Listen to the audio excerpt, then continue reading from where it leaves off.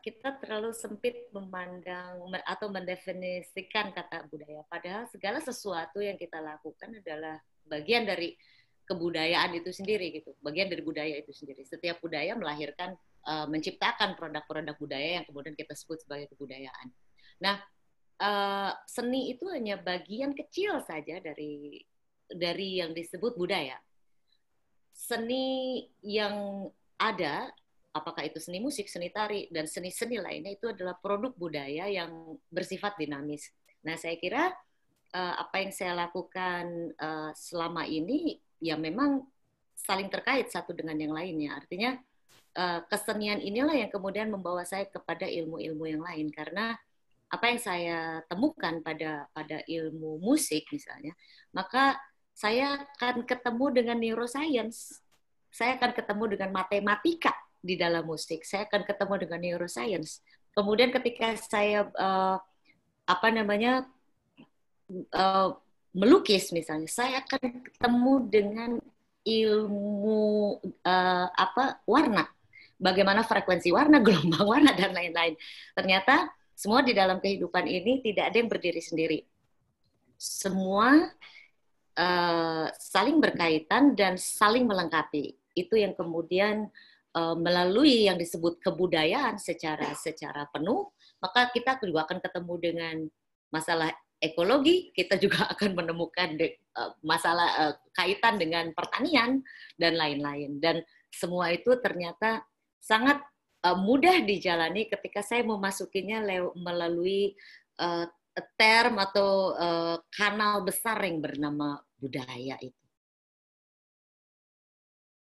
Oke, jadi semuanya sebetulnya saling berhubungan gitu ya, Teh. Nah, dengan semua keterhubungan ini, terus apa sih sebetulnya ada nggak sih Teh titik awal gitu? Karena biasanya kan kita memang kayak tadi Teteh bilang bahwa orang tuh berpikirnya budaya itu padahal seni itu adalah bagian dari budaya gitu ya. Jadi ada nggak Teh awalnya sekali Teteh mulai terpikir atau sesuatu yang men-trigger membuat Teteh berpikir bahwa oh ini adalah keterhubungan dari semuanya gitu. Karena kan sebagian orang pasti akan berpikir bahwa kalau nyanyi nyanyi aja gitu. Kalau teater aja atau dua itu mix atau dengan yang lain. Nah, ada nggak Teh mulai awalnya kenapa jadi oh iya ternyata ini seperti ini dan titik baliknya? Oke. Saya ini kan hobinya belajar. Jadi pada siapapun saya belajar. Saya setiap ketemu orang, saya berusaha hanya untuk jadi cangkir kosong supaya saya bisa banyak sekali mencuri ilmu dengan jujur. Gitu. Saya selalu ngomong, maaf ya, saya ini pencuri ilmu. Jadi saya akan sangat senang sekali bertemu dengan siapapun, apalagi orang-orang yang saya anggap jauh lebih pintar dari saya, bahwa saya akan kejar. Dan disitulah dari obrolan itu, dari pembicaraan-pembicaraan selama ini, saya menemukan satu titik bahwa tidak ada yang bisa berdiri tunggal. Kalau orang Sunda bilang hirup mah tenung gelis mandiri, gitu. Tidak ada hidup yang betul-betul satu tidak berkait dengan yang lain. Semua saling terhubung. Kita dihubungkan oleh banyak hal, misalnya udara saja, ya. Kita dihubungkan oleh udara dengan apapun yang ada dengan ciptaan yang lain atau dengan apapun yang tidak kelihatan. Nah, itu menunjukkan bahwa ada kesadaran yang tumbuh bahwa dengan apa yang saya miliki gitu, saya bisa melakukan banyak hal sebetulnya. Karena saya embrace dengan semuanya, maka jalan itu pun terbuka sehingga saya bisa datang ke kampung-kampung tanpa saya minta, tanpa saya harus sibuk memberikan mempropose gitu, tapi semua jalan itu terbuka, saya tinggal hanya menjalani saja dan tinggal saya bagaimana memfungsikan diri saya sebagai manusia, tidak sebagai penyanyi, tidak sebagai seniman, tapi sebagai manusia melalui apapun yang saya bisa. Begitu. Berarti ada cerita belusukan ke kampung-kampung nih. Nah, mungkin teman-teman yang di sini sebagian besar pengen tahu juga teh. Jadi kalau belusukan ke kampung itu sebetulnya aktivitasnya apa gitu. Terus pasti punya goals ya di sana. Terus ada hubungannya juga dengan kebudayaan nih. Tapi bentuknya seperti apa sebetulnya? Oke. Eh, Kedatangan saya ke kampung-kampung itu sebagian tidak disengaja, sebagian disengaja. Disengaja tuh dalam arti begini, saya memang terhubung, terkoneksi dengan salah satu pegiat di kampung tersebut dan kemudian kami mensupportnya bersama-sama. Kalau yang tidak sengaja itu biasanya saya datang dengan kaki kanan yang orang melabelinya dengan artis gitu. Tetapi kaki kiri saya selalu bertemu dengan para pegiat-pegiat budaya atau pegiat-pegiat sosial yang ada di kampung. Sehingga saya selalu menyempatkan diri, saya berdua dengan suami saya punya hobi untuk mendatangi tempat-tempat yang tidak didatangi orang atau tempat-tempat yang bukan tempat wisata, tapi kami di situ bertemu dengan banyak sekali ceruk-ceruk kehidupan yang ternyata di kampung-kampung itu kita bertemu dengan masalah yang sebenarnya. Ada satu realita yang kemudian tidak pernah diungkap ke permukaan, bahkan mungkin juga tidak sampai kepada beritanya kepada pemerintah atau kepada yang berwajib mengurus hal tersebut. Tapi masalah itu real ada di masyarakat. Nah, tugas saya dengan suami saya, dengan teman-teman yang kemudian juga menjadi bagian dari kegiatan tersebut adalah menjadi fasilitator, menjadi teman, bukan membawa program. Kami duduk bersama di kampung tersebut, nginep di tempat yang mereka sediakan dimanapun, bahkan seringkali tidak ada listrik, jalan ke sana pun sulit sekali dicapai, tidak semudah itu. Makan apa yang mereka makan, kemudian mandi dengan air yang cukup coklat, gosok gigi dengan air yang cukup coklat karena pasti kita sulit sekali mendapatkan aqua karena hari pasar juga tidak selalu bisa belanja gitu. Tapi kami di situ menemukan banyak sekali hal yang sebetulnya menjadi masalah yang real di lapangan yang kami bisa fasilitasi ketika kami bertemu dengan orang-orang yang kami pikir bisa menjadi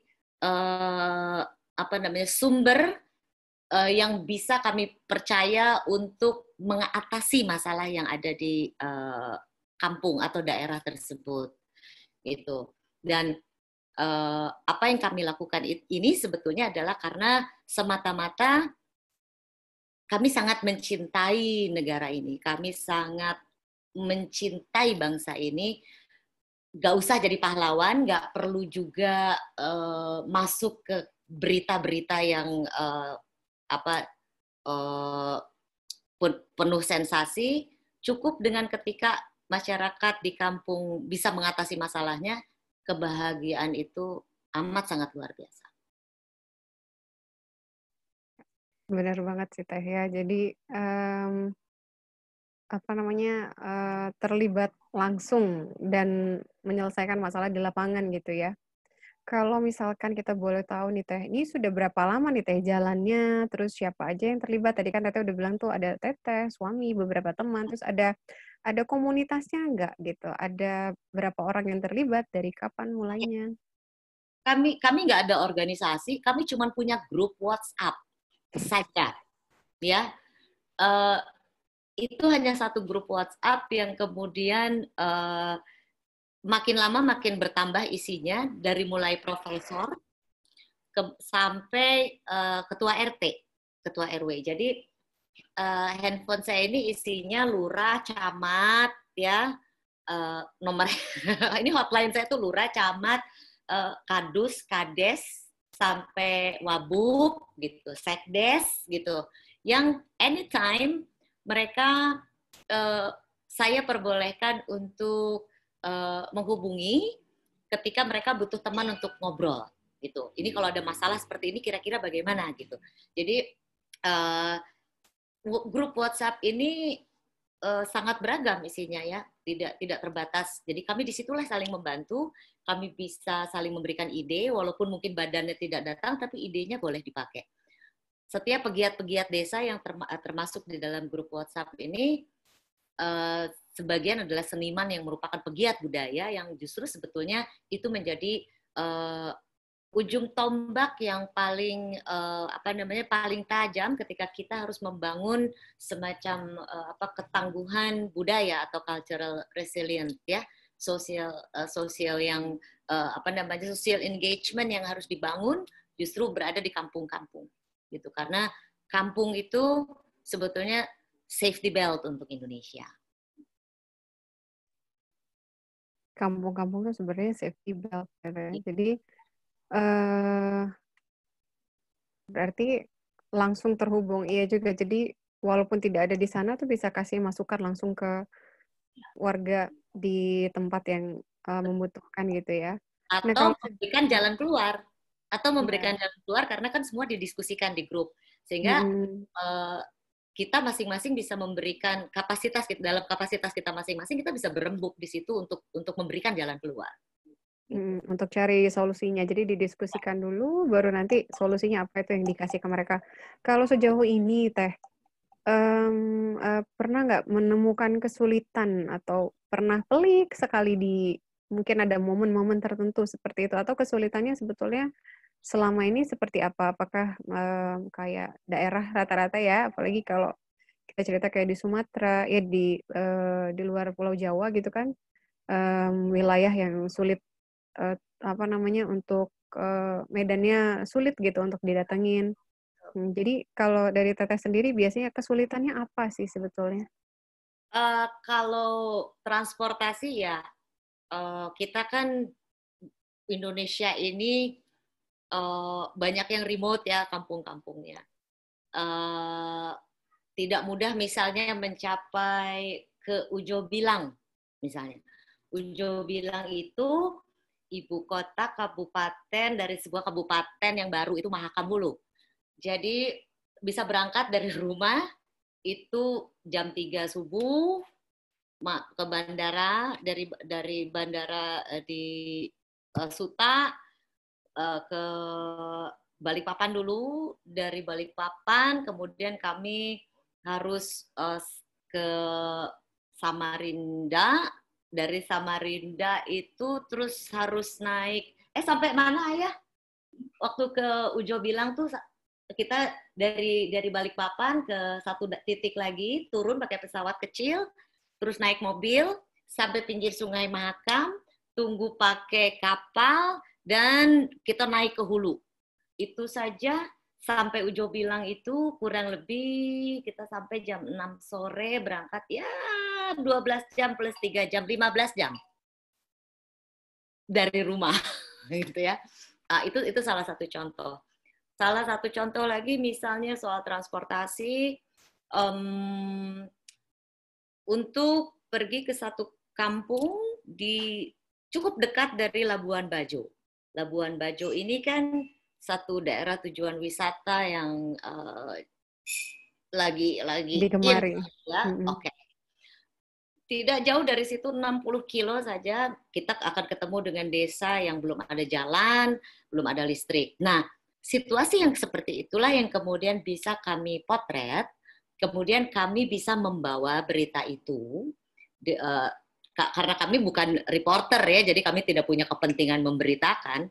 Kami bawa situasi itu, saat kita bisa bertemu dengan orang yang to whom it may concern lah gitu, bisa membantu, itu akan lebih cepat sampai kepada misalnya PLN gitu ya, kepada PLN kita akan memberitahu, Pak, ini loh belum ada. Barangkali karena kalau misalnya kita ketemu dengan bupati, itu mungkin akan berhubungan dengan ketiadaan anggaran, misalnya keterbatasan anggaran sehingga belum bisa cukup karena jalannya berkelok-kelok jauh sekali, jauh banget, tidak ada listrik, tidak ada sinyal, tidak ada apapun.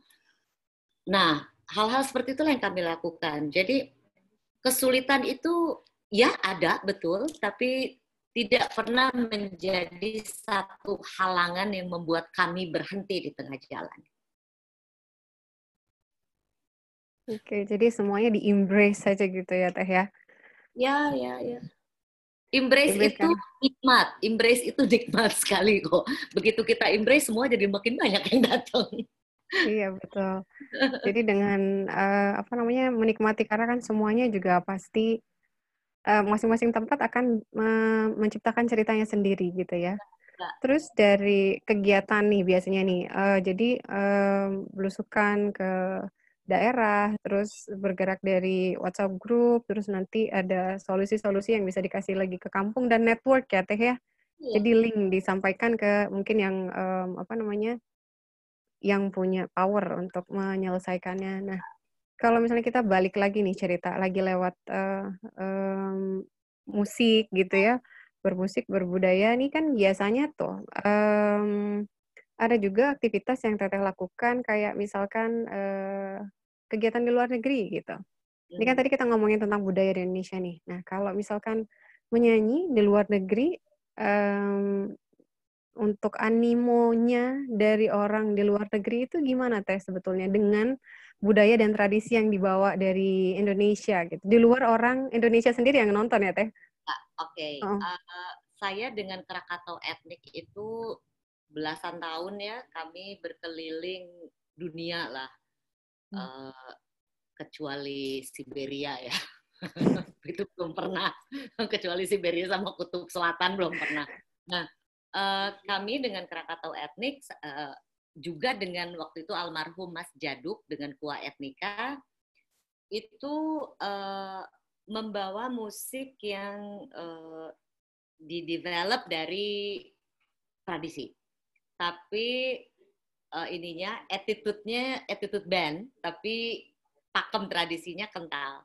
Nah, kami kebetulan main di area apa namanya cultural exchange ya. Jadi agak jarang main di tempat yang penontonnya orang Indonesia. Justru kami bertemu dengan orang-orang lokal, dengan seniman-seniman lokal di luar negeri justru.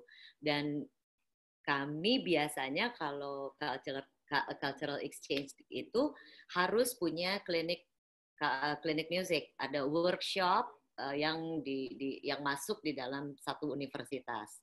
Nah, disitulah justru sebetulnya kesempatan kami untuk mengatakan gitu kepada dunia bahwa we have an identity, itu penting gitu. Dan di situ saya merasa bahwa untuk menjadi warga dunia tidak hanya butuh otak, tidak hanya butuh satu karya yang wujud di dalam bentuk yang namanya teknologi, tetapi tradisi itu menjadi identity gitu loh. Dan kita nggak bisa bilang bahwa identity Indonesia itu bisa kita sepakati sebagai yang mana, karena kita terlalu kaya. Kita punya banyak sekali keragaman yang beratus-ratus jumlahnya, mulai dari bahasa, pakaian, makanan, bunyian, alat musik dan lain-lain. Itu tidak bisa kita mengambil satu tradisi dari satu suku dan itu kemudian bisa menjadi wajah Indonesia secara utuh, itu nggak bisa. Jadi kita memang bisa mengatasnamakan gitu ya, bahwa seperti Krakatau misalnya, yang kami bawa ini didevelop dari tradisi Sunda. Sunda means now is Jawa Barat gitu kan, Western Java. Dan Western Java ini adalah bagian yang panjang sekali kalau kita nerangin sama orang gitu ya, untuk mengatakan bahwa this is a very small part of Indonesia gitu.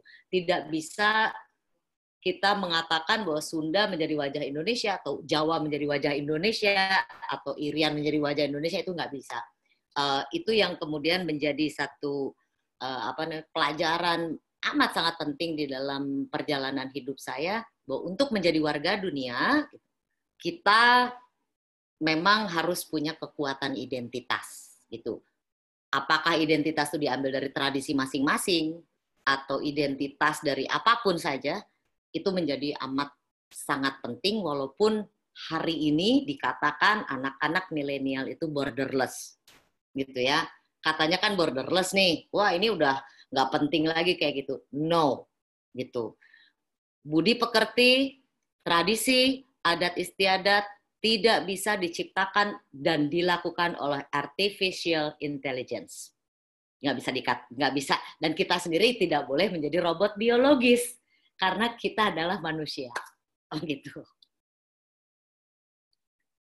Oke, benar banget tuh Teh ya. Jadi kena banget ya. Jadi jangan sampai jadi karena AI itu nggak bisa menggantikan manusia sebetulnya ya. Betul. Ya, mungkin bisa mengerjakan apa yang biasa dikerjakan manusia. Nah gitu. Dia tidak akan mengenal budi pekerti. Dia tidak bisa menciptakan satu bentuk-bentuk rasa gitu. Itu tetap nggak bisa. Itu milik manusia. Dan disitulah tantangan kita untuk selalu menjadi manusia, bukan orang ya. Kalau orang kan bentuknya, kalau manusia kan isinya. Orang kan casingnya. Ini operating systemnya gitu loh manusia.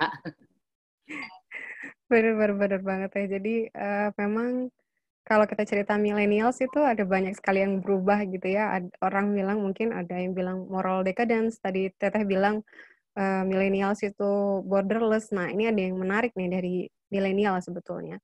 Jadi kalau misalnya kita tadi cerita apa namanya tentang budaya dan tradisi, untuk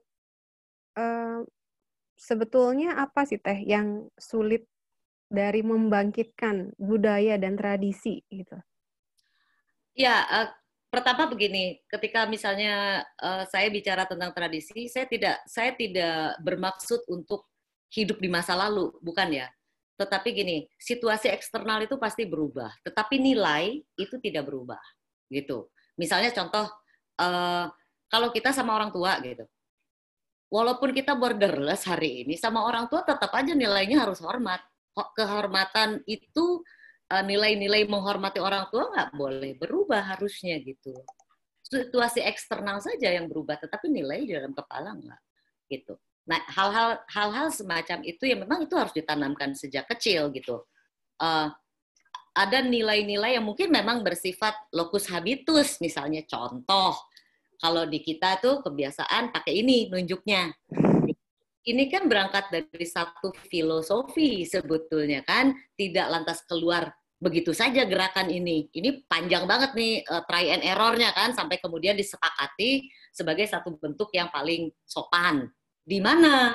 Tapi kan lokusnya di mana? Oh di Jawa mungkin gitu. Tapi kalau kita bawa ini sebagai satu kebenaran mutlak di Irian, belum tentu gitu. Dan kita tidak bisa memaksakan bahwa ini adalah yang paling absolut, kebenaran yang paling absolut. Tapi kalau kita di tengah orang Jawa, kenapa sih kalau kita nggak gini? Boleh aja dong. Baiknya begini, karena di lingkungan kita di lokusnya Jawa, habitusnya begini. Gitu. Nah, hal-hal untuk mengenali hal yang baik pada tataran lokal, selama DNA-nya masih ada, ya itu harus dikenalkan gitu. Nggak bisa terus kita menyebut sama bapak kita misalnya, hey you, gitu kan nggak. Walaupun kita sudah lama di luar negeri gitu, kita tidak menyebut nama bapak tanpa embel-embel kan, tidak menyebut namanya secara langsung. Tapi mungkin kalau kita taruh di Amerika, mungkin nggak semua orang menyebut hey dad, nggak juga. Ada yang menyebut nama, misalnya hey James, hey Roger gitu, sama bapaknya sendiri. Tapi it's okay gitu. Tapi kan kita tidak seperti itu gitu. Ada hal-hal yang merupakan nilai-nilai yang tetap harus dijaga. Jadi sehebat apapun kita gitu, semodern apapun kita, secanggih apapun teknologi ini, ada banyak hal yang juga harus kita pelajari gitu. Tidak hanya hebat di dalam teknologi, tetapi ketinggalan dalam soal moral itu juga nggak bagus menurut saya gitu. Kalau bisa ya sejalan, secara teknologi Anda canggih gitu, tetapi secara moral juga Anda tetap santun, itu kan jauh lebih bagus. Nah itu memang tugas orang tua untuk mengenalkan kepada anaknya, bagaimanapun kita masih makan nasi gitu ya, kita tidak tiap hari makan kentang, musik yang masuk ke dalam diri kita juga hari-hari, apalagi di Indonesia masih tetap juga kebanyakan juga dangdut gitu, berbahasa Indonesia, ya nggak usah lah jadi orang Amerika, nggak bakal jadi bule juga gitu. Oke, bener Teh. Jadi values ya Teh ya. Jadi value itu masih harus punya karena memang saya suka cerita gitu juga nih sama mahasiswa saya. Saya bilang kalau pun kan orang suka bilang nih apa namanya udah berubah orang nih sekarang karena teknologi udah masuk, terus orang lebih ke barat-baratan dan segala macam. Tapi saya juga suka jelasin kayak tadi Teteh bilang bahwa mungkin di Amerika dia panggil nama dan yang lain-lain, terus, apa namanya, demokratis sedemokratis-demokratisnya gitu. Tapi kan saat dia menyampaikan itu, walaupun dia panggil nama dan itu dianggap sopan di tempatnya, menyampaikan, misalkan pendapat gitu, dengan sopan santun kan. Jadi kayaknya sih sebetulnya tidak ada alasan kita mau bilang, apa namanya, ya biasa aja gitu, zaman sekarang ke barat-baratan, enggak juga. Karena kalau misalnya kita lihat, sebetulnya masih ada kesantunan gitu di sana. Jadi kenapa kita harus merubah menjadi sesuatu yang sebetulnya kita tidak tidak tahu gitu ya, dan tetap mempertahankan value yang kita punya. Apalagi memang kita, apa namanya, orang timur yang tradisi dan budayanya kental. Ya, justru karena itu barangkali juga kita memang perlu kembali mempelajari gitu ya, mempelajari bahwa di sisi lain misalnya ya musik saya yang orang kenal kan barat sekali gitu dengan terminologi barat ya, nyanyi jazz misalnya gitu. Nah, ini satu pengalaman sebagai satu contoh. Tadi sudah disebutkan, maaf, bukan ria ya, tapi pernah diberi penghargaan gitu sebagai penyanyi jazz terbaik di Indonesia. Tapi begitu saya ke New Orleans gitu, terus saya melihat itu kota jazz itu yang dimana semua orang main jazz dan bagus banget gitu. Di situ tuh saya kayak digampar-gampar, digaruk-garuk gitu seluruh muka, dan situ saya sadar bahwa sehebat-hebat saya nyanyi jazz di Indonesia, sejago-jagonya, saya hanya akan berhenti pada genre musik sebagai style, bukan sebagai lifestyle. Itu beda sekali. Lifestyle itu milik mereka yang ada di New Orleans. Mereka memang hidupnya jazzy gitu. Jazz, ya begitulah. Jadi ritme tubuhnya, cara mereka main musik, cara mereka bicara, it's kind of rap gitu ya. It belongs to them gitu loh. Karena mereka jalan aja gini, hey man, how you doing man? Itu adalah milik mereka gitu. Nah, sama juga ketika saya di New Orleans itu saya jadi diem kan. Gila, ini satu kota di klub jazz yang busuk sekali. Mereka mainnya sejago ini gitu. Terus gua apaan dong gitu kan jadinya. Di situ saya bilang bahwa sejago-jago saya nyanyi jazz, main musik jazz, cuman bakal sampai jenis musik. Tidak akan pernah sampai kepada lifestyle. Ya, jadi tidak tumbuh sebagai bagian dari kehidupan, hanya bagian dari musik yang saya mainkan. Dari situlah terus kemudian saya meluaskan kembali cakrawala saya terhadap bunyian, dan kemudian saya lebih aktif untuk mempelajari, mengejar guru-guru tradisi, gitu. Apapun yang bersifat tradisi dari manapun, sehingga di situ saya kenal lagi, walaupun saya nyanyi jazz, tapi saya tidak menafikan kaki kiri saya bahwa saya tetap anak sini gitu, akamsi, anak kampung sini gitu. cuman sok gaya aja gue nyanyi jazz gitu. Padahal sebetulnya jiwa saya ketika mendengar tung tak tung tung tak tung tung ini saya lebih bergerak daripada saya dengar rap. Tetap gitu, di situ saya harus jujur kepada diri sendiri, to be honest bahwa saya anak kampung sini gitu. Jadi tahu ya Teh ya, akamsi ternyata itu ya. Sih. Jadi iya sih betul. Jadi kadang orang tidak bisa memisahkan gitu ya antara their life sama lifestyle gitu. Jadi itu yang mungkin terbawa-bawa padahal sebetulnya diri kita bukan itu gitu. Kita Iya. Indonesia banget nih gitu. Tuh. Iya. Oke. Nah, kalau misalnya kita ngomongin tentang seperti itu ya Teh, kalau sekarang ini kan sebetulnya kayak millennials lah kita bilang.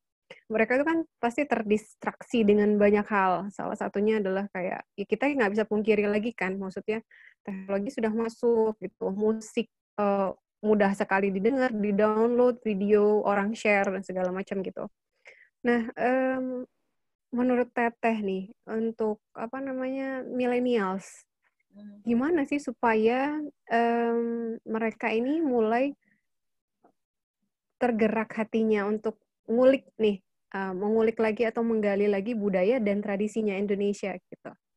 Ya, memang harus ada upaya-upaya untuk membuat satu apa ya, mendevelop. Kalau saya lebih mendevelop itu harus ada dasarnya ya. Artinya bukan membangun sesuatu yang baru, tetapi mencoba untuk apa namanya, memberikan ruang-ruang baru di antara yang lama. Kalau kita punya rumah lama gitu, kita bisa renovasi sedikit-sedikit. Nggak harus bikin rumah baru atau beli rumah baru di tempat lain gitu. Nah, ini memang nggak bisa dilakukan hanya sebagai sebuah kesadaran yang terbit sendirian. Ada banyak pihak yang harus menyadari bahwa kekuatan sebuah bangsa itu ada di budayanya, bukan di kesenian ya, tetapi di budayanya, di dalam pola-pola yang tumbuh di wilayah adanya bangsa tersebut gitu. Nah, kekuatan itu yang kita bisa analogikan sebagai akar gitu. Karena pada intinya setiap kebudayaan itu datang tumbuh lahir dari bentang wilayahnya dulu. Gitu, bentang ekologinya gitu. Nah, dari situlah terus kemudian muncul sebuah pola-pola yang akhirnya disepakati sebagai sebuah konsensus, lantas kemudian menjadi satu sistem kemasyarakatan di tempat masing-masing. Lahirlah terus kemudian wisdom, terus kemudian cara-cara, kesenian, makanan, dan lain-lain. Karena setiap kebudayaan juga itu lekat dengan makanan yang dimakan, yang ditanam untuk menjadi apa namanya, penunjang ya, support system sebuah society gitu. Nah, disitulah terus kemudian kita membutuhkan upaya-upaya untuk kembali mengenalkan nilai-nilai itu, gitu, nilai-nilai tersebut. Contoh misalnya, dulu batik itu hampir ditinggal. Orang kalau pakai batik selalu bilang mau kemana lah, kondangan, selalu gitu kan. Sekarang kan enggak, ya kan? Orang terus kemudian bangga kembali pakai batik karena batik tidak lagi hanya dipakai pada satu permodelan yang itu. Walaupun quote in quote kita harus juga mengenali batik mana yang disakralkan, gitu loh. Kenapa kemudian disakralkan? Oh, ada sejarahnya. Bukan dipuja, dikultuskan, tidak. Tetapi ada sejarah batik ini. Misalnya contoh di belakang saya ini, misalnya ini Sido Mukti. Ini kenapa Sido Mukti namanya? Kenapa harus angkanya sekian? Itu sebetulnya ada satu ilmu yang sangat besar sekali. Dengan demikian kita bisa menghargai gitu. Kita bisa menghargai batik gitu. Tidak semata-mata memakai batik misalnya dalam bentuk-bentuk yang menurut wisdom lokalnya tidak pantas misalnya gitu. Itu kan sebetulnya menjadi satu apa namanya, upaya-upaya untuk mengeluarkan kembali value-value gitu loh. Musik misalnya hari ini sudah bisa kita mendevelop gamelan atau memakai apa namanya salah satu instrumen, terus kita combine dengan musik western gitu, sudah terjadi gitu. Nah, hal-hal itu yang terus perlu dicoba. Tapi yang penting dari semuanya adalah bahwa ya kita menjadi masyarakat dunia, ya sekarang semakin global, tapi bukan berarti kita tidak tumbuh dari yang lokal. Itu yang penting. Oke, berarti kayak orang bilang ya, think globally tapi act locally gitu. Ya. Think globally gitu, tapi act Oke, locally act karena locally. local is global gitu. Global is Local is global. global. Oke, jadi nggak kerasa nih waktunya nih, seru banget soalnya. Sebelum nanti mungkin ada pertanyaan dari teman-teman yang lain nih Teh ya. Kalau TI sendiri nih, punya mimpi apa sih yang berhubungan dengan budaya dan tradisi dan seni? Mimpinya Teteh dari yang Teteh lakukan sekarang gitu. Oke, saya sangat mencintai sejarah gitu ya. Saya sangat sekali mencintai sejarah. Saya dengan teman-teman membuat satu gerakan di luar yang jaringan kampung. Itu adalah Sound of Borobudur Movement, Nusantara Bergerak. Itu saya ambil dari, saya riset 3 tahun, cuman berdua tuh sama suami saya.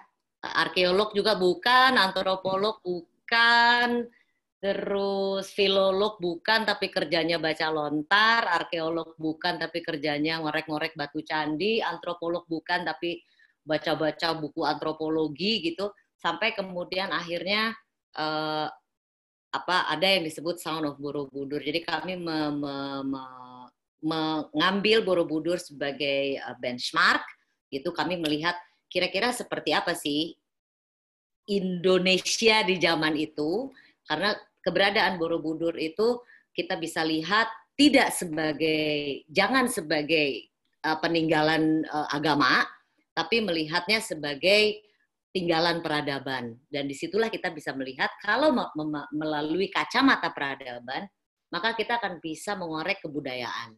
Kebudayaan itu artinya besar sekali. Kita akan ketemu dengan urusan arsitektural, kita akan ketemu dengan urusan administrasi, kita akan ketemu dengan banyak sekali urusan. Gimana caranya dulu ya bisa bikin Borobudur seperti itu? Pasti kan tatanan masyarakatnya sudah stabil gitu ya, bisa membuat satu bangunan seperti itu. Bukan cuma Borobudur, masih ada Prambanan, masih ada Pelaosan dan candi-candi yang lain yang sejaman itu sebetulnya kalau dikorek jauh lebih besar dari Angkor Wat sebetulnya, karena Angkor Wat sendiri merujuk kepada keberadaan candi-candi yang ada di Jawa sebelumnya. Nah, itu salah satunya. Saya tidak bermimpi dengan itu, tetapi saya menjalankan itu.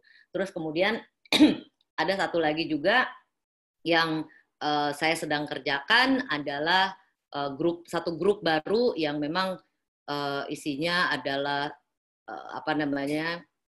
menyediakan ruang-ruang meditatif gitu melalui musik. Musiknya ajeb-ajeb tapi ajeb-ajeb sehat dan tetap dibangun dari tradisi, kental sekali dengan nuansa musik tradisi, tapi isinya adalah bagaimana orang terus kemudian bisa merilis stres, merilis depresi dengan dynamic meditation. Begitu. Menarik banget ya.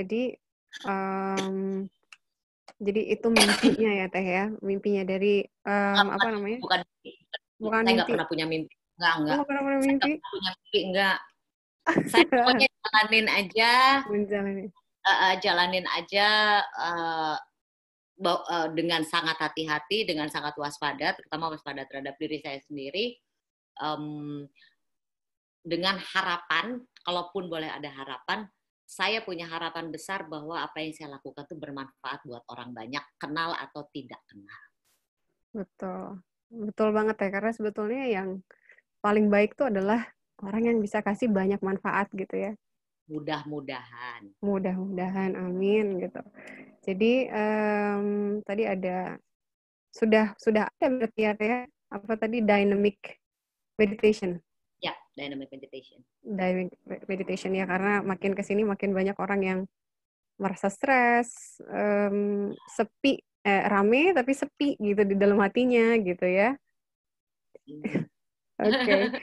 Jadi menarik banget sebetulnya Teh yang dibahas ya, bahkan sampai ke kita kayaknya bahasannya bukan membunyikan budaya dan tradisi aja, tapi sampai ke mengenali diri sendiri, nggak hanya mengenali Indonesia gitu ya, bahkan sampai mengenali diri sendiri. Karena awal mulanya nanti dari situ dulu. Ini mungkin kita boleh ya Teh kalau sedikit ada pertanyaan gitu dari teman-teman yang lain. Mangga, silahkan. Mangga, silakan kalau ada teman-teman yang punya pertanyaan sebetulnya kita TI-nya diganggu nih karena waktu kita kan udah lewat nih beberapa menit, cuma boleh ya Teh ya izin dulu gitu. Kalau misalkan ada teman-teman yang punya pertanyaan, tadi sebetulnya ada yang tanya, udah titip pertanyaan, dibilang Teh tolong dong tanyain sama TII katanya gitu, gimana sih biar punya hidup yang balance katanya gitu. Terus sama ada yang nanyain juga, apa sih rahasia suara emas katanya gitu. Yang jelas sih bukan makan emas sih kalau saya bilang ya. Iya, oke. Saya lahir tidak bisa pilih bapak ibu. Apalagi memilih bakat, ya. Saya nggak bisa pilih. Saya tidak bisa picking up sebelum saya lahir. Jadi apa yang saya lakukan terhadap suara saya ini adalah nggak pernah latihan yang kayak orang lain, wow gitu, nggak pernah. Tetapi saya menyanyi, bermain musik, berkesenian, dan apapun yang saya lakukan itu saya selalu melakukan apa yang membuat saya bahagia. Dan saya melakukannya dengan senang gitu, dengan bahagia aja gitu. Kalau cuman ada suami saya pun di rumah, cuman berdua, terus suami saya pasang musik, saya nyanyi beneran gitu. Seperti ada penonton. Jadi ada penonton, tidak ada penonton, 1 penonton, 2 penonton, 6.000 atau 100.000, saya nyanyi dengan sama, dengan tensi yang sama, dan saya bahagia melakukannya gitu. Kalau persoalan balance ya, saya pikir itu adalah bagaimana cara kita berpikir, bagaimana kita bisa acceptance semua hal yang terjadi di dalam hidup kita, dan menjadikan diri kita sendiri sebagai sahabat yang baik untuk kita gitu. Karena ketika kita merasa kesepian, berarti diri kita bukan sahabat yang baik buat diri kita sendiri. Kalau kita menjadi best friend for ourselves gitu, itu saya kira kita tidak akan merasa susah atau apa, karena kita selalu punya teman untuk diajak bicara, yaitu kita gitu. Persoalannya kan kadang-kadang yang paling sering kita bohongin kan sebetulnya diri kita sendiri ya, bukan orang lain. Karena yang paling susah itu sebenarnya jujur sama diri sendiri. Padahal diri sendiri itu adalah witness ya, bukan cuma eyewitness, witness dari pikiran kita. Nah, itu yang mungkin ini juga mungkin ya yang membuat kelihatannya semuanya menjadi biasa aja gitu.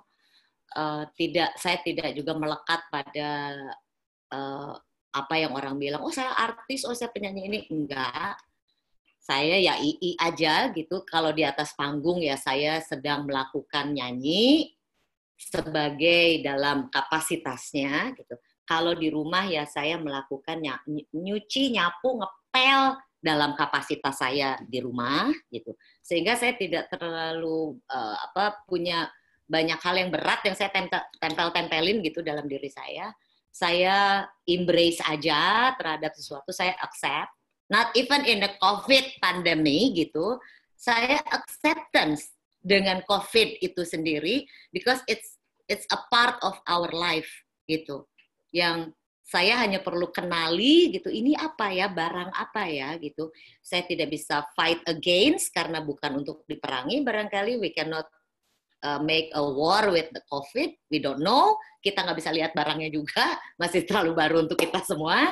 Jadi saya embrace aja, saya pelajari, dan Saya tahu saya tidak bisa mengendalikan situasi di luar diri saya, tapi saya bisa mengendalikan diri saya. Oke, bener banget tuh Teh. Jadi kayaknya harus ada sesi selanjutnya yang tentang mengenali diri sendiri nih, selain dari budaya Boleh, dan kapan yuk? tradisi. Yuk. Bener banget, karena memang sebetulnya kayak tadi sudah Teteh sampaikan ya, bahwa kita harus jadi sahabat untuk diri kita sendiri, itu adalah rahasia supaya tidak merasa kesepian di dalam kepalanya gitu, di dalam kepala dan di dalam hatinya gitu ya. Terus, apa namanya, ya itu memang yang jujur sama diri sendiri itu yang paling sulit sebetulnya ya, benar banget. Nah, jadi untuk, ini juga mungkin saya bacain nih, di sini ada Mbak Dede tadi yang tadi udah kenalan sama Teteh. Jadi, saya bacain dari Mbak Dede nih, dari katanya, "Kisah masa kecil Tante Ii sangat menginspirasi buat saya dan anak-anak." Jadi, tadi Mbak Dede yang udah kenalan sama Teh Ii di awal, jadi sedang menyimak sama 2 orang anaknya yang masih SD. Jadi mereka ngangguk-ngangguk katanya gitu, mendengarkan sambil nyeletuk katanya gitu, "Bunda kalau mau pinter harus rajin baca buku ya?" Gitu. Yes. Yes. "Harus Itu rajin baca buku ya, baca Ziva," buku gitu, ya, Nak. Anya. Iya betul, baca buku ya, Nak. Jangan jangan dari gadget ya, karena hubungan tangan kita dengan kertas itu juga baik sekali. Ya, itu. Selama masih ada buku yang bisa dibaca, kita baca buku. Ya. Oke, itu mungkin Mbak Dede. Terus yang lain, teman-teman yang lain mungkin ada pertanyaan untuk TII, silahkan mungkin dari Mas Ivan. Ini ada Mas Ivan juga dari Jepang nih Teh. Ya, selamat malam TI, salam kenal. Saya Ivan dari Tokyo, Jepang. Saya kebetulan dulu S1, S2 saya di Jepang dan kebetulan agak terjebak di Jepang gara-gara COVID-19 ini.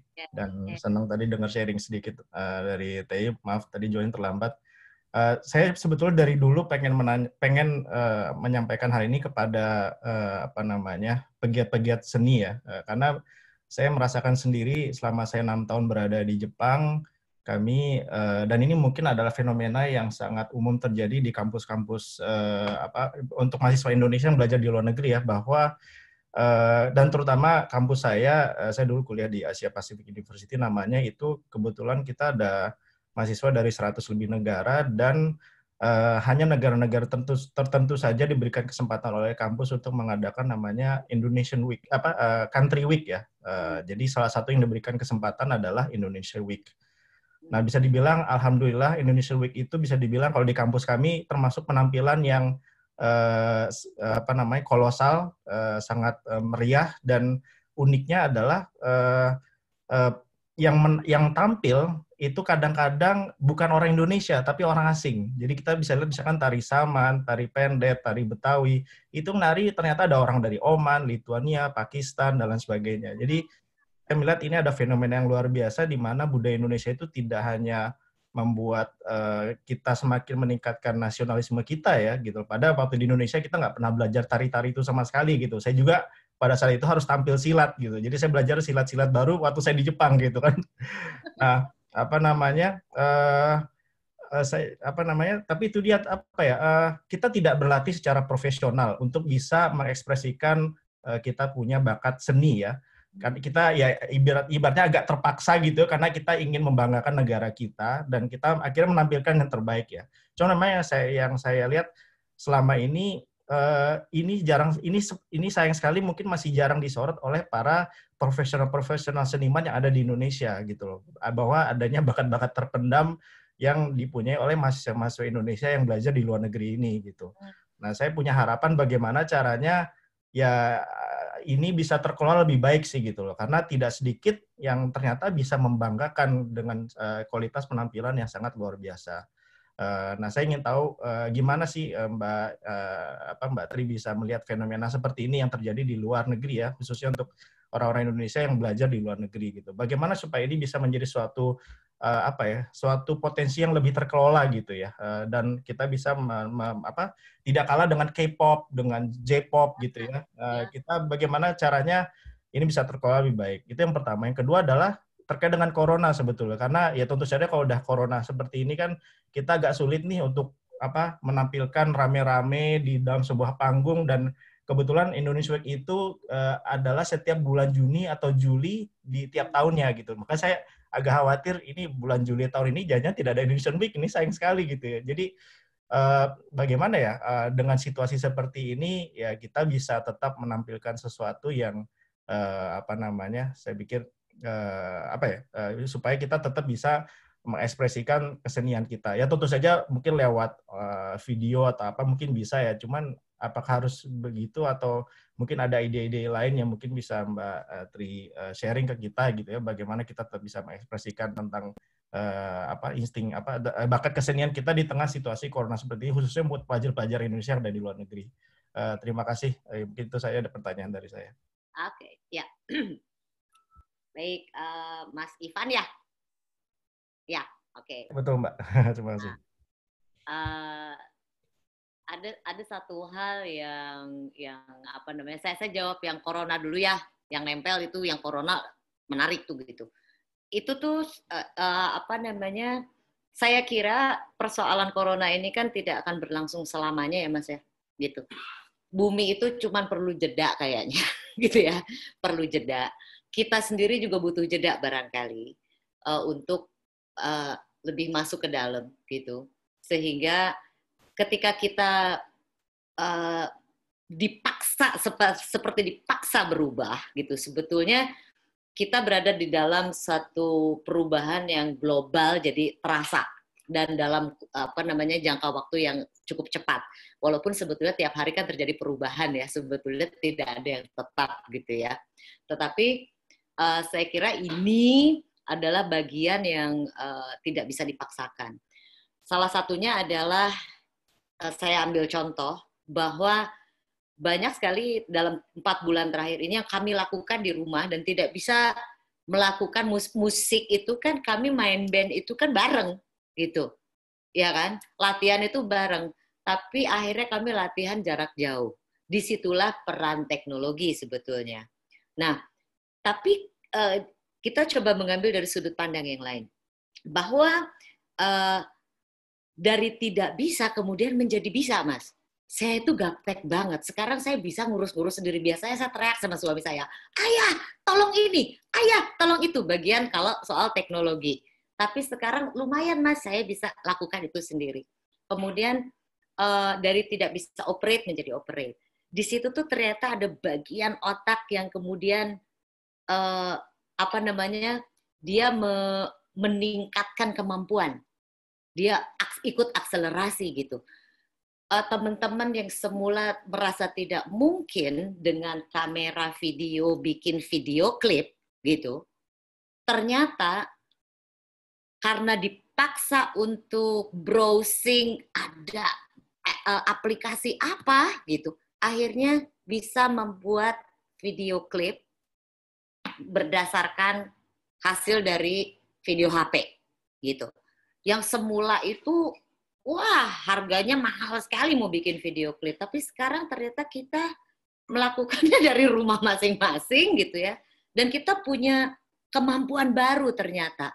Dan itu kan sebetulnya cara kerja otak kita kan gitu.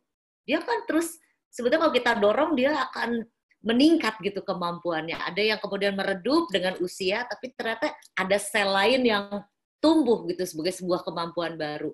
Kalau saya melihatnya dari sudut pandang itu, barangkali Indonesian Week itu bisa dilakukan dengan cara yang lain, tapi tetap menarik kalau menurut saya. Saya mengalami sebuah perubahan yang cukup besar soalnya ya dalam diri saya ketika Nona Corona ini datang gitu. Ketika Nona Corona ini datang, semua harus berubah. Tapi saya ikutin aja, saya kayak surfing gitu loh. Oh ini ombak lagi besar gitu. Saya coba surfing, jatuh, cerak, naik lagi, jatuh, cerak, naik lagi. Tapi ternyata lama-kelamaan, karena saya ikutin, lumayan Mas jadi jagoan surfing gitu loh saya sekarang. Barangkali Indonesian Week ini, justru bisa dilihat dari, kita geser gitu ya, cara pandangnya mungkin bisa jauh lebih menarik. whatever ya, idenya mungkin saya nggak tahu ya, tapi bisa jadi mungkin bisa bikin yang lain atau bisa bikin justru ini kesempatan untuk Indonesian Week mengadakan semacam webinar dengan mengundang seniman-seniman dari Indonesia untuk bicara secara langsung yang pernah terkait dengan Jepang barangkali, atau menyanyikan lagu Jepang, orang Indonesia tukeran sama yang orang Jepang nyanyiin lagu Indonesia, orang Indonesia nyanyiin lagu Jepang misalnya, atau cross cross culture gitu. Itu kan bisa dilakukan. Ide saya kira akan tumbuh dengan banyak gitu. Karena kemudahan teknologi ini justru sekarang kita manfaatkan untuk mengatasi hal-hal semacam ini gitu. Saya rasa sih demikian ya. Ini terjadi juga soalnya kepada saya gitu. Saya pikir, waduh ini gimana ya? Tapi ternyata it's okay gitu. Dan saya rasa juga satu saat kita akan kembali kepada alurnya gitu. Karena Nona Corona kan cuma pinjem jalan, Mas. Kalau kita nggak ganggu, dia lebih cepat sampainya loh gitu. Dan jalan kehidupan itu akan kita bisa pakai lagi sama seperti biasanya. Saya kira itu.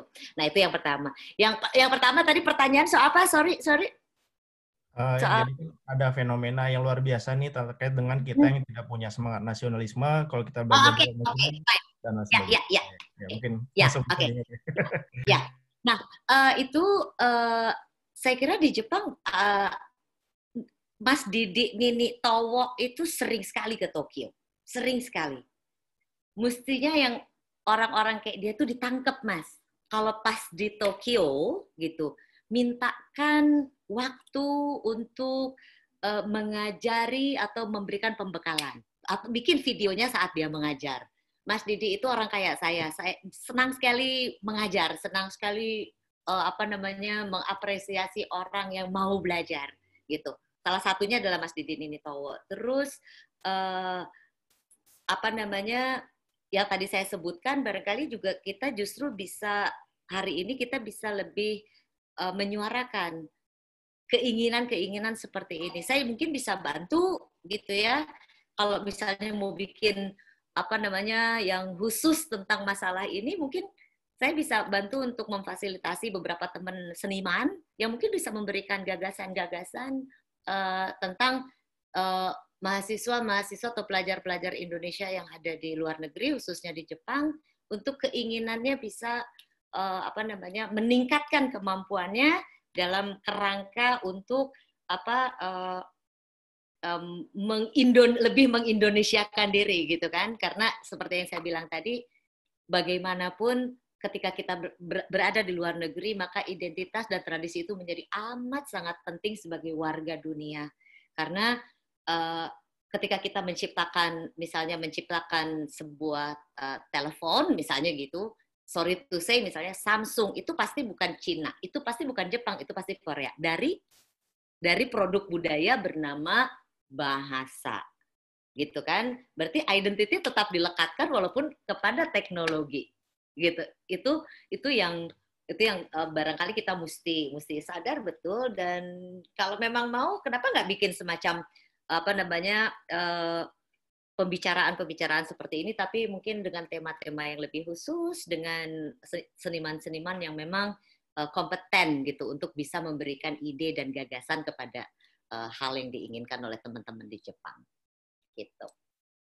Terima kasih banyak, TI, jadi Sama-sama. inspiratif ini. Saya sudah share link tentang penampilan-penampilan kita di chatnya Zoom. Mungkin kalau ada waktu boleh dilihat, TI, kapan-kapan supaya ada masukan-masukan. Oke. Ya, terima kasih. Arigatou gozaimasu. Ya, do itashimashite. Domo. Oke, jadi terima kasih tadi dari TII dan juga Ivan tadi yang sudah sampaikan beberapa pertanyaan dan juga sharing gitu. Sebetulnya masih banyak sekali pertanyaan ya Teh, cuma karena waktunya nih. Jadi yang terakhir mungkin sekalian nih, pasti udah pada kangen juga nih sama suaranya TII. Jadi kita sedikit cerita tentang album yang terakhir boleh ya Teh ya, untuk penutupnya gitu. cerita Ya. tentang Kekasih Bayangan dulu deh, biar semuanya yang lain nih ngedengerin gitu. Apa namanya, jadinya sama album barunya Teteh nih. Coba diceritain, boleh nggak Teh diceritain sedikit tentang Kekasih Bayangan nih? Sebetulnya Kekasih Bayangan itu rilis awal pandemi ini. Di awal pandemi ini dia rilis Kekasih Bayangan. Setelah Kekasih Bayangan itu sebetulnya ada satu single lagi bersama 7 Bintang yang rilis tanggal 7 Juni. 7 Bintang itu ada 7 Bintang yang sekarang itu ada Vina Panduwinata, Faris RM, Mus Mujiono, Dedi Dukun, Yuni Syara, Ita Purnamasari, terus Memes, sama saya. Nah, karena saya paling kecil jadi 7,5 sebetulnya, 7,5 bintang. Nah, judulnya adalah Buatlah Dunia Tersenyum Kembali. Itu according to situasi, kita 7 Bintang plus mengeluarkan satu single baru. Jumat besok saya akan mengeluarkan satu single lagi yang dengan grup baru saya yang Dynamic Meditation itu. Nama grupnya adalah Anu Hyang. Itu nanti Jumat tanggal 26 Februari satu single dulu keluar, dan 3 bulan setelahnya albumnya akan dirilis juga. Nah, bicara tentang Kekasih Bayangan itu adalah satu album yang saya bikin dengan teman-teman Krakatau etnik, tapi kemudian menjadi album saya pribadi untuk dan atas nama Tri Utami. Lagu-lagunya berangkat dari kesetiaan terhadap bunyian tradisi juga yang ada di Indonesia. Jadi semua lagu-lagunya itu ada yang sangat salendro sekali, tapi tidak kedengaran sebagai salendro karena attitude yang dipakai adalah attitude musik barat, attitude barat, tetapi dengan pakem, dengan laras, dengan bunyian yang amat sangat etnik gitu loh. Nah itu Kekasih Bayangan adalah salah satu album yang dengan proses mixing dan hasil mixing yang menurut saya masteringnya bagus sekali. Prabudi Dharma yang ngerjain produsernya berdua dengan Wiki Darmawan, dan album itu adalah merupakan pintu masuk saya ke dunia world music yang di situ justru ada satu semacam wadah di mana satu budaya, satu tradisi bertemu dengan tradisi yang lain, satu sistem budaya bertemu dengan sistem budaya yang lain. Demikianlah. Mantap banget ya Teh. Jadi itu ceritanya tentang update yang terakhir ya Teh. Jadi ada beberapa sebetulnya gitu. Terus ada yang Teh II-nya sendiri, ada yang 7 plus itu tadi ya. Mungkin yang Satu lain yang akan keluar lagi. meditation itu ya, dynamic Ya, meditation lagi ya. dalam proses editing. Buku itu ditulis berdua dengan Irianti Erning Praja. Beliau juga adalah seniman, penyanyi, dan pencipta lagu juga. Tapi buku itu adalah mengiringi mengiringi Anu Hyang sebetulnya dalam proses kenal diri, dalam proses system thinking sebetulnya. Bicara tentang system thinking tapi lebih ke jurnal. Jadi kita menceritakan sharing stories gitu, ada yang Irianti stories, ada yang II stories itu, dan itu kemudian kita mengajak orang ke dalam satu proses berpikir tentang bagaimana mengenal diri sendiri gitu. Mantap, jadi masih aktif ya, aktif di tengah pandemi nih, tetap aktif gitu. Mungkin yang lain sebetulnya saya udah dengar-dengar sedikit kayak tadi TTI bilang bahwa musiknya itu ada salendronya tapi nggak kedengeran gitu. Kalau yang didengerin sneak peek dari albumnya itu ada yang kental apa namanya, kayak kita dengar musik Padang, terus di Kekasih Bayangan sendiri sebetulnya suaranya agak sinden Sunda gitu ya Teh. Boleh nggak Teh saya putar sedikit ya sebelum kita udahan ini? Saya share dulu kayaknya supaya yang lain juga dengerin lagunya supaya semuanya menikmati gitu. Oke, coba. Kekasih Bayangan.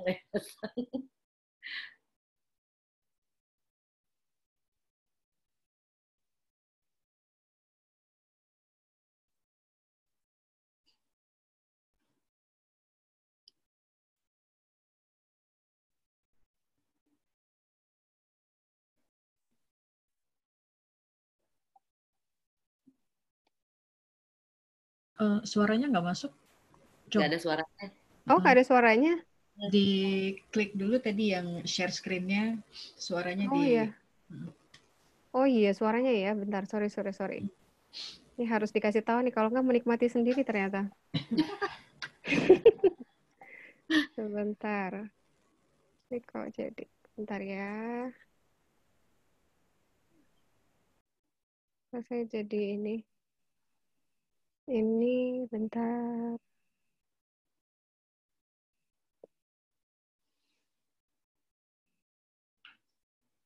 Harus di-share. Di-share yang mana nih ya? Coba. Oh, ini kok ke-mute. Sorry.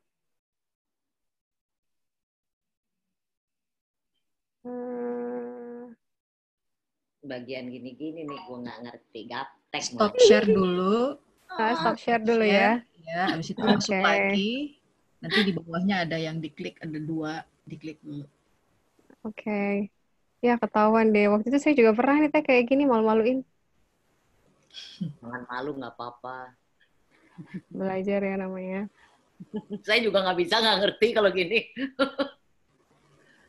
Iya nih, halamannya jadi berubah lagi. Bentar ya. Atau mungkin saya boleh dibantuin nggak apa-apa. Buat nge-share ke Kekasih Bayangan nih. Ini dari mana sih? Dari YouTube boleh ya Teh ya? Kita share yang Kekasih Bayangan yang dari YouTube ya? Mangga, boleh. Boleh ya. Terserah.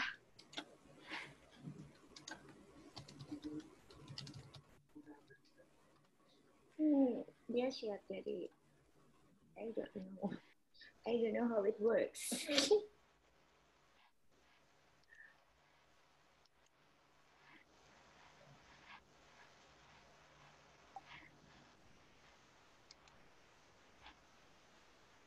Mau coba gue yang share. Nah, itu ya udah ya. Oke.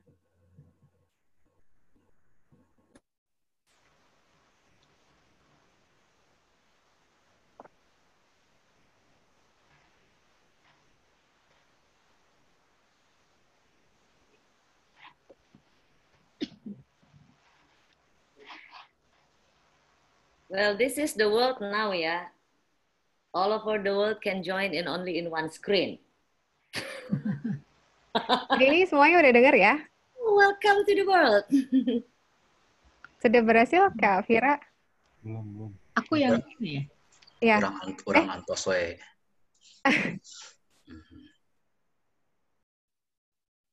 Atur nuhun Teh Ii. Nuhun. Nah iya, sambil ini boleh sambil apa namanya? Hapunten tos wanginya mungkin ya. yang lain. Hai gerangan di mana? Di mana kekasih bayangan?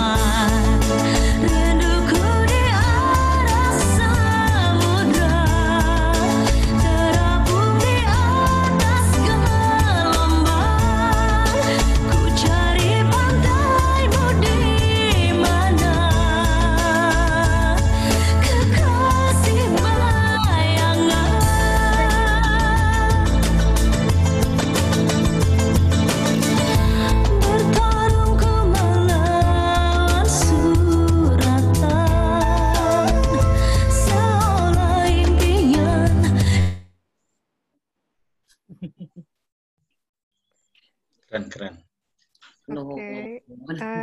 Itu tadi ya Teh ya, intronya kita stop, takutnya nanti Teteh malah kemalaman. Terima kasih tadi Kak Fira yang udah bantuin teknisnya. Mungkin yang terakhir, boleh sebelum kita tutup, apa namanya, ada teman-teman ada yang mau disampaikan mungkin terakhir? Kalau nggak ada nanti kita tutup acaranya. Mungkin Kang Ade mau menyapa tadi? Apa? Luar biasa pencerahannya. Wih, Bingang teh ngadanguna teh. hatur nuhun Luar biasa. Resep. nuhun pisan. Jantan kamemet kadeudeeh.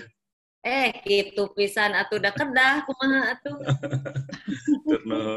Hatur nuhun. Kami sawangsulna rahayu. Baik, terima kasih itu tadi Kang Ade Teh.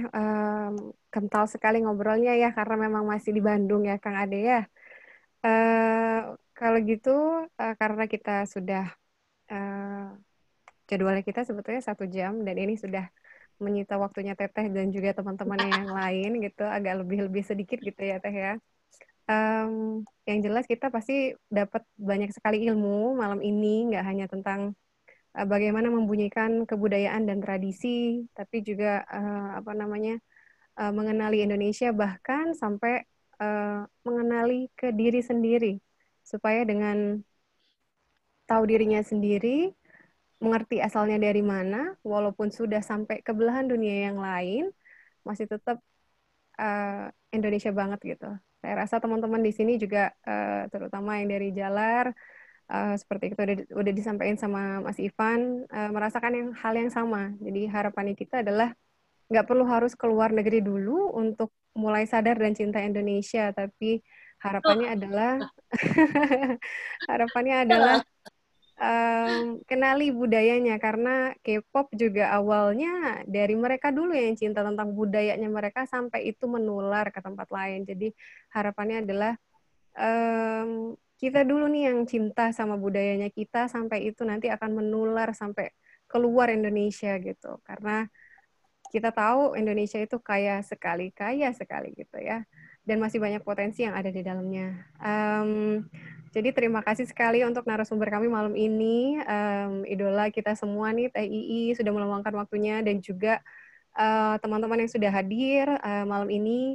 Kita juga difasilitasi oleh Jalar, semoga Jalar nanti aktivitasnya semakin aktif dan kreatif gitu ya, untuk menginspirasi.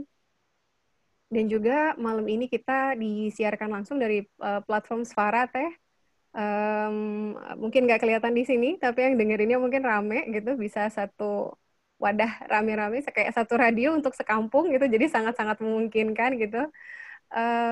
Dan juga ada Radio Celoteh Anak Negeri juga yang sudah hadir malam ini dan juga menyiarkan. Terima kasih. Dan juga teman-teman dari Jalar yang sudah hadir dan semua yang sudah terlibat malam ini. Kami mengucapkan banyak terima kasih. Semoga kita masih akan diberikan kesempatan untuk melakukan aktivitas yang lainnya ke depan. Nah, sebelum diakhiri, saya juga mohon maaf. Terima kasih banyak Teteh dan semuanya. Maaf kalau selama perjalanan pertemuan kita selama kurang lebih hampir 2 jam ini ada hal-hal yang kurang menyenangkan. Saya mohon maaf.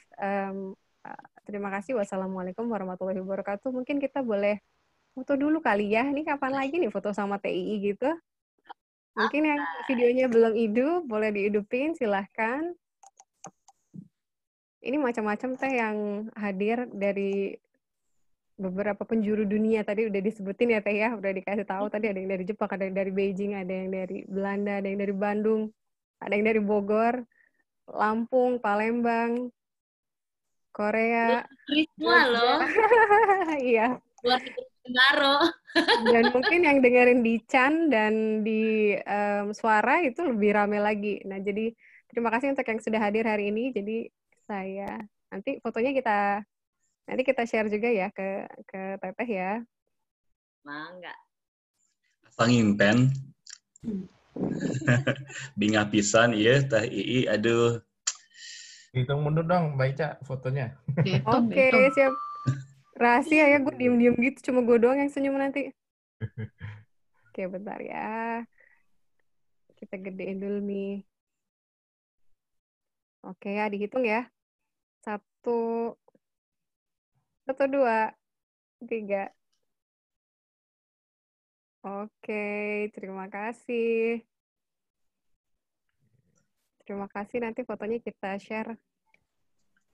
Terima kasih hatur nuhun pisan semuanya. Saya senang sekali bisa terhubung gitu ya. Terima kasih kepada yang menciptakan laptop, kepada yang menciptakan listrik, kemudian menciptakan kabel, menciptakan aplikasi-aplikasi ini sehingga memungkinkan gitu ya, memungkinkan kita untuk bisa melakukan banyak hal yang semula tidak mungkin, tapi mungkin ini adalah sesuatu yang harus kita jalani bersama. Tapi whatever it is, saya terima kasih sekali. Mohon maaf kalau ada kekurangan karena saya kalau ngomong suka susah ditahan gitu ya, sok ngocoblak kalau kata orang Sunda. Jadi mudah-mudahan pertemuan kita hari ini bermanfaat. Amin. Bisa dibawa sebagai sebuah kenangan baik, bisa dimanfaatkan, ditularkan kembali kepada orang lain, dan selalu sehat, stay healthy, stay wealthy, stay happy semuanya. Terima kasih Teteh, semuanya terima kasih. Ya, saya. Ada yang di bawah 17 tahun nih Teh. Terima kasih banyak. Sama-sama Teh, terima kasih banyak. Ya, kita live group. Terima kasih. Oke, aku live dulu ya. Terima kasih. Ya, Teh. Terima kasih. Terima kasih. Assalamualaikum. Waalaikumsalam.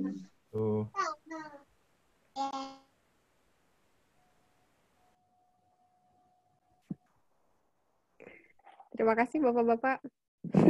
Ada teman saya tuh dari Palembang sama dari Bogor. Terima kasih ya udah mantengin. Ada suara juga. Makasih Mas Ivan. Salam buat Hiro ya.